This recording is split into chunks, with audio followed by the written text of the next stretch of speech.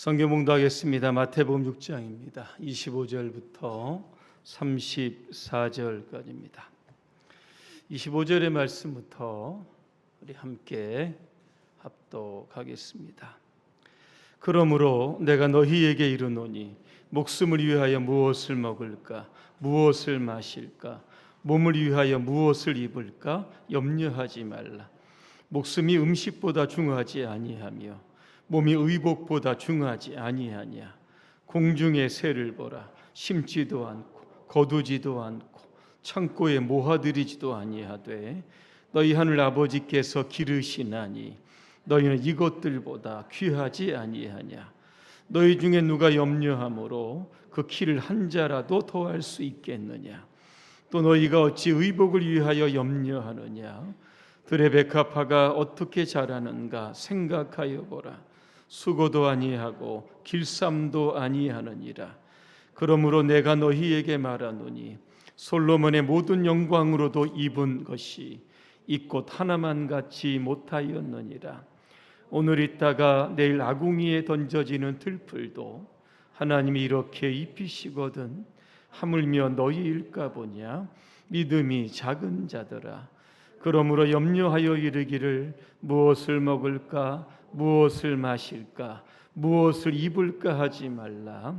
이는 다 이방인들이 구하는 것이라. 너희 하늘 아버지께서 이 모든 것이 너희에게 있어야 할 줄을 아시느니라. 그런즉 너희는 먼저 그의 나라와 그의 의를 구하라. 그리하면 이 모든 것을 너희에게 더하시리라. 그러므로 내일 일을 위하여 염려하지 말라. 내일 일은 내일이 염려할 것이요 한날의 괴로움은 그날로 족하니라. 아멘. 염려하지 맙시다는 주제로 말씀을 드리겠습니다. 할렐루야. 아멘. 옆분과 인사하겠습니다. 지금부터 염려하지 맙시다. 언제부터요? 오늘부터? 내일부터? 지금부터입니다. 지금부터 염려하지 말자 인사했는데 지금부터 염려를 또 시작하려고 하시는 분들이 몇 분 계십니다. 여러분의 얼굴 표정을 보면 염려의 강도를 제가 다 알 수가 여러분 있습니다. 여러분 뭐 때문에 염려가 되십니까?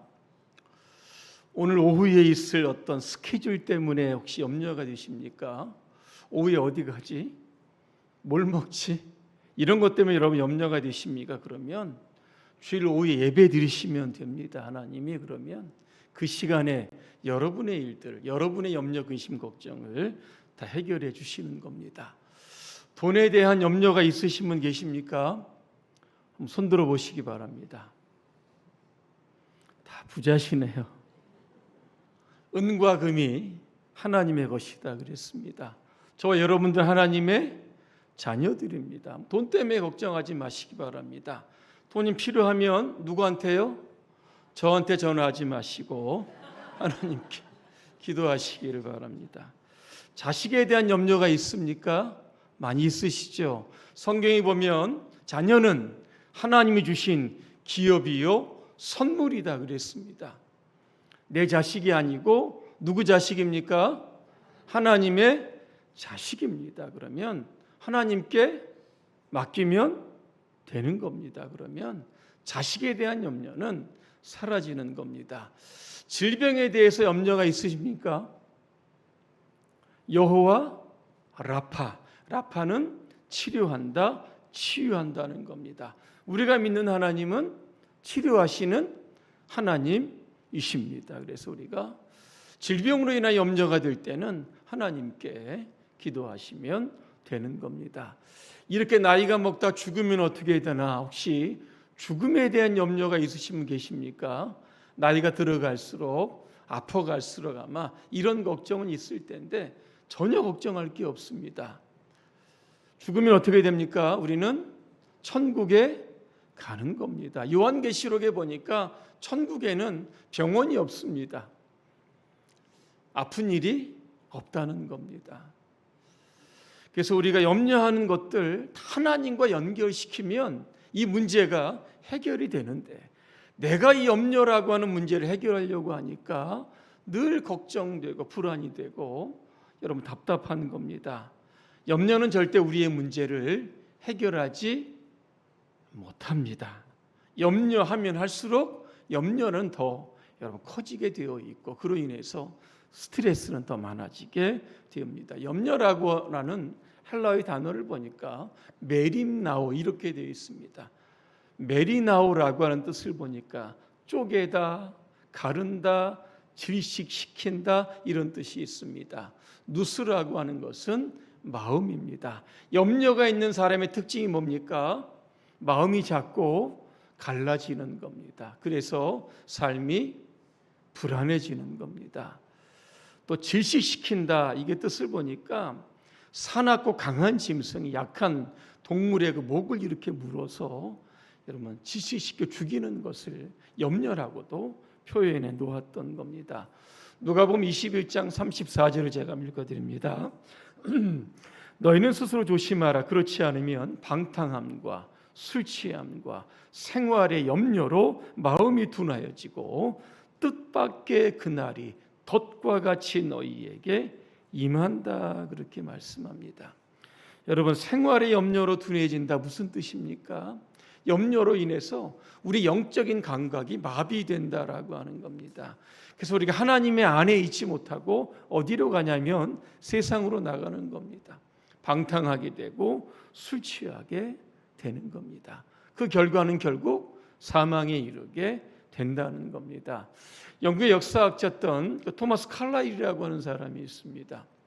이분 주로 책을 많이 쓰셨는데 주로 조용한 시간에 주로 작가들은 저녁에 많이 책을 이렇게만 쓰시는데 옆집에서 닭을 몇 마리 기릅니다. 새벽이 되면 꼬끼요 이 울음소리 때문에 이게 잠도 잘 수도 없고 책을 쓸 수도 없는 겁니다. 그래서 그 닭주인을 만나러 갔습니다. 내가 당신들 닭 때문에 내가 잠도 못 자고 책도 못 쓰는데 좀 어떻게 해결 좀 해달라 그랬더니 이 닭주인이 이렇게 이야기를 합니다. 닭은 하룻밤에 겨우 한 서너 번 정도 우는데 뭘 그거를 갖고 그러느냐 이렇게 이야기를 하는 겁니다. 그때 칼라일이 이렇게 이야기합니다. 내가 그 닭 울음소리를 기다리느라고 도무지 잠을 잘 수가 없습니다. 이렇게 이야기를 합니다. 여러분 닭은 하룻밤에 서너 번 울지만 칼라일은 닭이 곧 울 텐데 울 때가 됐을 텐데 이런 생각을 가지니까 잠을 자지 못했다라고 하는 겁니다. 이런 현상을 강박증이다 이렇게 부르는 겁니다. 염려는 우리를 강박증 환자로 만드는 겁니다. 닭이 울지도 않았는데 이제 곧 울겠다 생각을 하고 염려가 벌써 찾아오는 겁니다. 염려가 우리 앞에 오지 않았는데 이제 올 것 같은데 그러한 생각이 이미 염려로 우리가 벌써 여러분 장악이 되는 겁니다. 이렇게 되다 보니까 염려는 우리의 건강을 반드시 해치게 되어 있습니다. 잠언 17장 22절입니다. 심령의 근심은 뼈를 마르게 한다 그랬습니다. 근심이라고 하는 단어를 원어해 보니까 한숨을 쉰다 이렇게 여러분 표현되어 있습니다. 마음속에 염려, 근심, 걱정이 많으면 여러분 한숨 쉬시죠. 똑같은 겁니다. 잠언 15장 13절입니다. 마음의 근심은 심령을 상하게 한다 그렇게 말씀합니다. 고린도후서 7장 10절에 보니까 세상 근심은 사망을 이룬다 그랬습니다. 염려가 주는 이 결과의 끝은 죽는 겁니다. 아파서 조세 몬테이그 박사는 이렇게 이야기를 합니다. 신경성 위장질환이라는 책에서 이렇게 이야기합니다. 우리가 음식 때문에 위궤양에 걸리는 것이 아니라 염려 때문에 위궤양에 걸린다 그렇게 이야기합니다. 알버리지 의사도 같은 이야기를 합니다. 위장관계 질환의 80%가 신경성이다 그렇게 이야기합니다.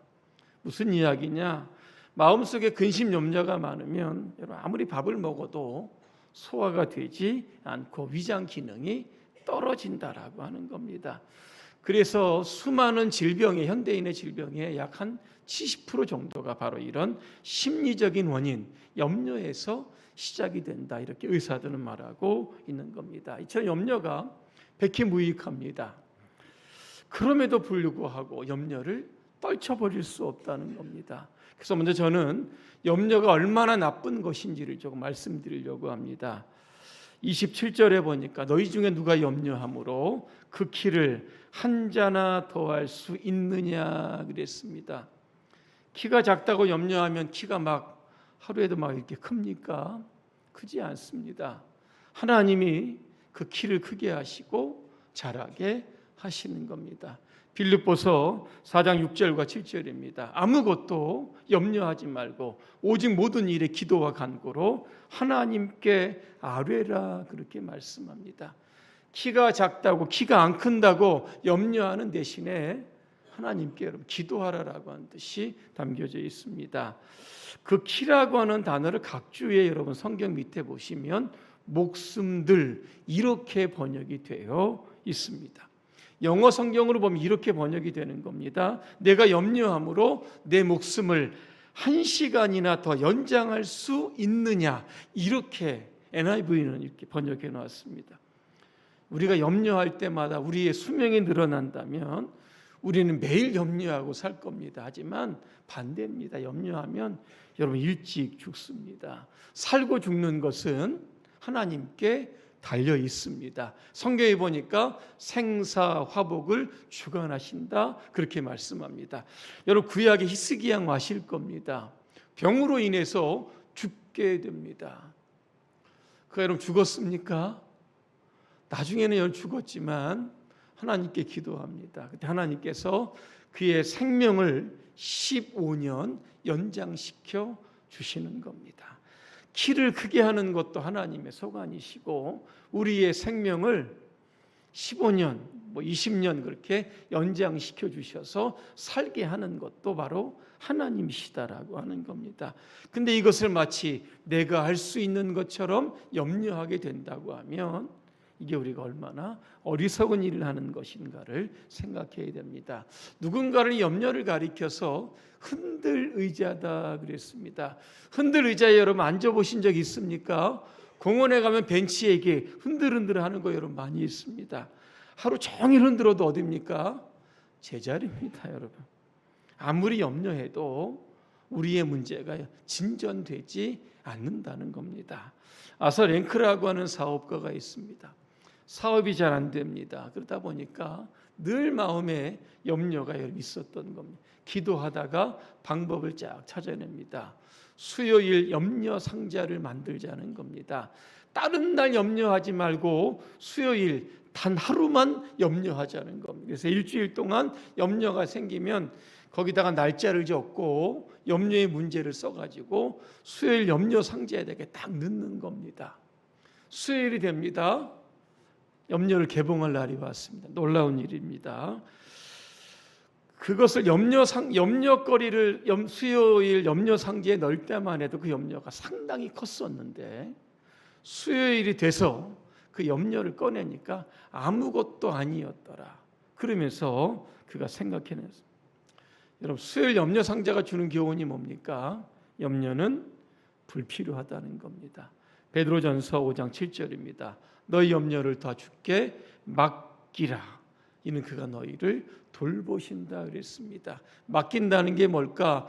우리의 염려를 굴려서 하나님께 보낸다는 뜻이 담겨져 있습니다. 그럼 어떤 염려를 우리가 보낼까? 우리는 첫째로 인생의 짐을 하나님께 맡겨야 됩니다.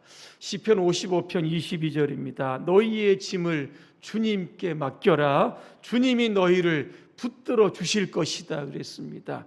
주님은 의로운 사람이 망하도록 영영 그대로 버려두지 않으신다 그렇게 말씀합니다. 마태복음 11장 28절입니다. 수고하고 무거운 짐자들아 다 내게로 와 내가 너희를 쉬게 하리라 이러면 그랬습니다. 또 하나 우리는 우리의 모든 계획을 주님께 맡겨야 하는 겁니다. 잠언 16장 3절입니다. 내 모든 계획을 주께 맡겨라. 그러면 주께서 내 일을 이루어 주신다고 했습니다. 잠언 16장 9절입니다. 사람이 마음으로 자기의 길을 계획할지라도 그 걸음을 인도하시는 분은 하나님이시다 그랬습니다. 잠언 19장 21절입니다. 사람의 마음에 많은 계획이 있어도 성취되는 것은 오직 주님의 뜻이다. 여러분 그렇게 되어 있습니다. 여러분 인생에 많은 계획들 여러분 가지고 계실 겁니다. 그 모든 계획들을 하나님께 맡기시면 하나님께서 갈 길을 인도해 주시는 겁니다. 또 하나 염려는 하나님을 믿지 못하는 불신앙이기 때문에 이거 버려야 하는 겁니다.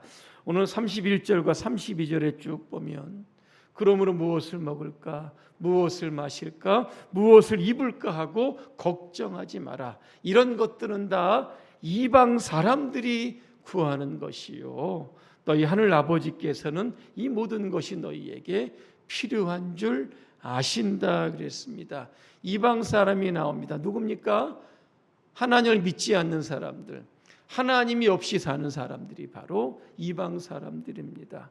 이방 사람들은 세상의 모든 일을 다 자기가 해야 여러분 하는 겁니다. 그러니까 살아가면서 수많은 염려와 근심 걱정이 생길 수밖에 없는 겁니다. 자, 그러면 하나님을 믿는 저와 여러분들은 여러분 어떻습니까? 여러분 하나님을 100% 신뢰하십니까? 하나님 우리를 죄에서 구원하시죠. 사탄의 속박에서 우리를 해방시켜 주셨습니다. 우리가 이 땅에 살다 죽으면 천국으로 우리를 인도해 주시는 겁니다. 우리는 이것을 100% 믿습니다. 자, 그런데 우리를 죄에서 구원하신 예수님께서 의식주의 문제를 해결해 주실 것이라고 하는 문제에 대해서는 믿지 못하는 겁니다. 자, 우리가 죽으면 하나님께서 천국으로 우리를 인도하실 겁니다. 이거 100% 확신하는데 우리가 이 땅에 사는 동안 하나님께서 나의 필요를 채워주실 것이라고 하는 사실을 이게 믿지 못하는 겁니다. 하나님을 믿는다고 하지만 믿지 못하는 저희들. 예수님 뭐라고 말씀하십니까? 믿음이 작은 자들아 왜 염려하느냐 이렇게 책망하고 계시는 겁니다. 조지 물러 여러분 목사님 이런 이야기를 합니다. 염려의 시작은 믿음의 끝이다. 믿음의 시작은 염려의 끝이다 그랬습니다. 뭡니까? 염려가 시작이 되면 그동안 내가 가지고 있었던 믿음은 이제 끝나는 겁니다. 하지만 믿음으로 모든 일을 시작하면 염려는 더 이상 문제가 되지 않는다라고 하는 겁니다. 자, 그러면 어떻게 우리가 염려를 극복해야 할지 오늘 세 가지 말씀드립니다. 첫째는 뭐냐면 하나님께서 만물을 주관하고 계심을 믿어야 합니다. 26절에 뭡니다? 공중의 새를 보아라 그랬습니다. 씨도 뿌리지 않습니다. 거두지도 않고 창고에 들이 모아들지도 않는 너희 하늘 아버지께서 다 먹이신다 그랬습니다. 너희는 새보다 귀하지 아니하냐 그랬어요. 여러분 염려가 생기면 공중에 나는 새를 이렇게 한번 보시기를 바랍니다. 누가 먹이십니까? 하나님께서 먹이시는 겁니다. 질문합니다. 지구상에 새가 몇 마리나 될까요? 맞추시면 제가 커피를 쏘도록 하겠습니다. 몇 마리나 될까요? 지금 지구상의 인구가 약 80억 되는데 6배 이상이라고 합니다. 그럼 몇 마리 정도 될까요? 약 500억 마리입니다. 새가 얼마나 먹겠어 하는데 새도 무지하게 먹습니다. 한번 제비를 한번 찾아보시기를 바랍니다. 근데 이 새들이 어디서 먹을까요? 식자재 어디서 구합니까? 마트에 갑니까? 사료를 사다가 먹습니까? 그렇지 않을 겁니다. 하나님께서 대자연을 주시는 겁니다. 자연 속에서 먹고 살아라 그런 겁니다. 마태복음 10장 29절 31절 이런 말씀이 있습니다. 참새 2마리가 한 아사리온에 팔리지 않느냐. 그럼 너희 아버지께서 허락하시지 아니하시면 그 하나도 땅에 떨어지지 아니한다 그랬습니다. 너희에게는 머리털까지 다 세시는 하나님이 계시니까 두려워하지 말아라 그랬습니다. 여러분 지금 머리털 있으시죠? 이게 몇 개나 됩니까? 알아맞추시면 제가 커피를 또 쏘겠습니다. 8만 개에서 12만 개가 있다고 합니다. 하루에 머리털이 몇 개나 빠진 일이 몇 개가 생기는지 여러분 아십니까? 우리는 모릅니다. 그냥 머리 감고 아침에 그냥 출근하지요. 그럼 하나님은 아신다는 거죠. 왜? 머리털까지 세시기 때문에. 그 하나님이 저와 여러분의 삶을 책임지시지 않겠느냐? 이렇게 지금 말씀하고 있는 겁니다. 마틴 루터 일화를 한번 말씀드립니다. 집안에 새를 한 마리 키웠다고 합니다.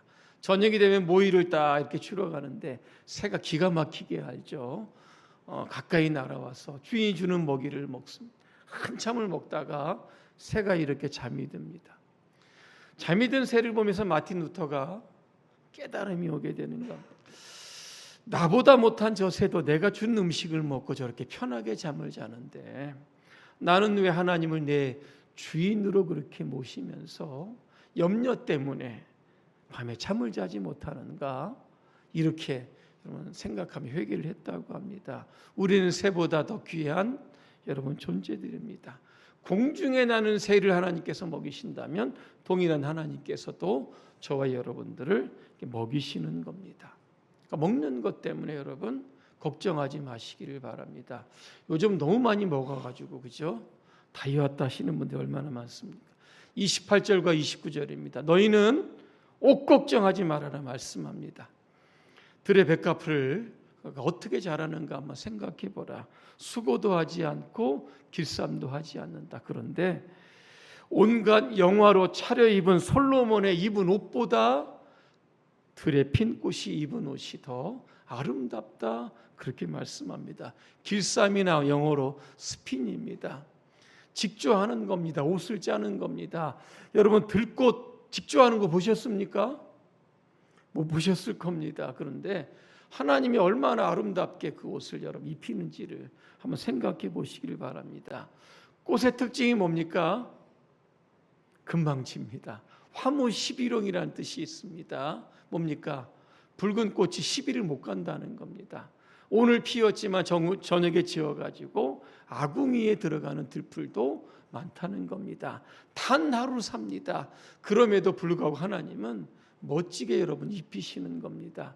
그러면서 오늘 주님 우리에게 말씀합니다. 너희는 저 들꽃보다 더 낫지 않느냐. 하나님의 자녀를 내가 멋지게 입힐 텐데 왜 입는 것 갖고 그렇게 걱정을 하느냐. 오늘 하나님 말씀하시는 겁니다. 여러분 들풀보다 더 귀한 존재입니다. 하늘나는 새들보다 더 존귀한 분들입니다. 먹는 것, 입는 것 여러분 걱정하지 마시기를 바랍니다. 하나님께서 우리의 필요를 채워주시는 주권자이신 믿으시기 바랍니다. 두 번째는 우리가 염려를 좀 극복하려고 하면 먼저 하나님의 나라와 의를 구해야 하는 겁니다. 33절입니다. 먼저라고 하는 단어를 우리가 조금 주목해야 됩니다. 의식주가 먼저냐 하나님의 나라와 의를 구하는 것이 먼저냐 이거 우선순위 분명하게 정하고 살라고 하는 겁니다. 여러분 우선순위 어디에 있습니까? 하나님의 나라입니까? 손들어 보시기 바랍니다. 먹고 사는 겁니까? 한번 손들어 보시기 바랍니다. 마태복음 16장 19절과 20절에 이렇게 나옵니다. 너희는 자기를 위하여 보물을 땅에다가 쌓아두지 말아라 그랬습니다. 보물을 땅에 쌓아두는 사람이 여러분 많다는 겁니다. 주님 말씀합니다. 너희를 위하여 보물을 하늘에 쌓아두어라 그렇게 말씀합니다. 사람들은 재물을 쌓는 것을 삶의 우선순위로 여러분 여깁니다. 그러니까 여러분 우리가 물질을 다스려야 되는데 돈이 우리를 막 끌고 가고 노예가 여러분 되는 겁니다. 우리는 청직입니다. 하나님께서 우리에게 맡겨주신 거 하나님의 나라와 하나님의 의를 위하여 쓰라고 여러분 주신 것들입니다. 우리가 그렇게 사용하면 되는 겁니다. 누가복음 12장에 보니까 어리석은 부자가 나옵니다. 이 부자가 농사가 잘 지금 되어가고 있습니다. 상황을 쫙 살펴보다가 야 이게 가을에 이게 추수를 하게 되면 지금의 곡간으로는 좀 부족할 텐데 넓히자 생각을 하고 이제 크게 개조 작업에 여러분 들어갔던 겁니다. 아니나 다를까 가을에 풍년이 딱 들게 되었습니다. 곡간마다 곡식을 가득히 쌓아놓게 되었습니다. 얼마나 기분이 좋았겠습니까? 자기의 꿈과 뜻을 이루었기 때문에. 그러면서 이렇게 이야기해요. 지금부터 편안히 쉬고 먹고 마시고 즐기자 여러분 그랬습니다. 그런데 그날 밤에 하나님이 이 어리석은 부자에게 나타나십니다. 어리석은 자여 그랬습니다. 오늘 밤에 내 영혼을 도로 찾아가겠다. 그러면 내가 준비한 것이 누구의 것이 되겠느냐? 이렇게 말씀을 하는 겁니다. 자기를 위하여 재물을 쌓아두고 하나님께 대하여 부유하지 못한 자가 바로 이와 같다 그랬습니다. 현대인의 시각으로 이 부자는 성공한 사람입니다. 자기의 꿈을 이루었던 사람입니다. 사람들에게 대단히 칭찬을 받았을 겁니다. 그리고 내가 열심히 노력해서 번 돈 내 마음대로 쓰겠다는데 뭐가 문제가 되느냐 이야기했던 사람입니다. 하지만 하나님은 너 참 어리석다 그랬습니다. 내가 모아둔 거 너는 절대 못 쓸 거야. 다른 사람이 쓰게 될 거야. 그러면서 그를 어리석다고 여러분 한 겁니다. 그의 관심이 어디에 있었습니까? 하나님이 아닙니다. 내 곡간, 내 곡식, 내 영혼. 여기에 여러분 관심이 있었던 겁니다. 여러분 아펜젤러 선교사 혹시 기억을 하십니까? 그 북감리교회 선교사였는데 우리 조선에 입국을 여러분 하게 여러분 되었습니다. 그가 입국한 때가 뭐냐면 암울했던 구한말의 여러분 시대 1885년입니다. 배제학당 정동교회를 세우면서 교육과 선교에 힘도 썼고 성경 번역도 여러분 많이 했습니다. 이 아펜셀라 선교사님이요 미국에서 우리 한국으로 들어옵니다. 조선이었습니다. 1885년 2월 달입니다. 배를 타고 조선으로 오면서 선상에서 설교를 하게 됩니다. 설교의 내용을 읽은 겁니다. 우리가 조선 땅에 가는 이유는 영원히 목마르지 않는 물을 주시는 예수님을 전하기 위함이다. 우리가 받은 주님의 사랑을 조선의 영혼들에게 아낌없이 나눕시다. 이렇게 이야기를 합니다. 그죠?